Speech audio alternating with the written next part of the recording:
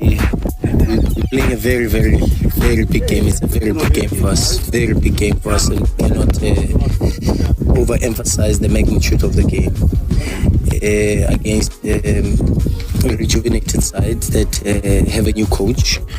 And when you look at the last four results, it's 2 wins, 2 draws with the new coach.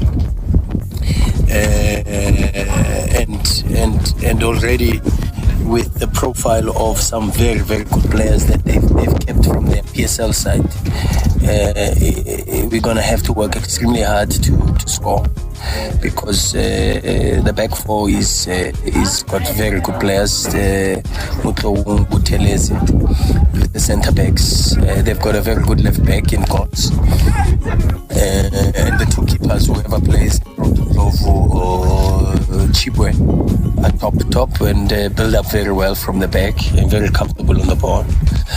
And then in the midfield, they still have Udeni Piri to consolidate and screen and give them possibilities to deal better with second balls.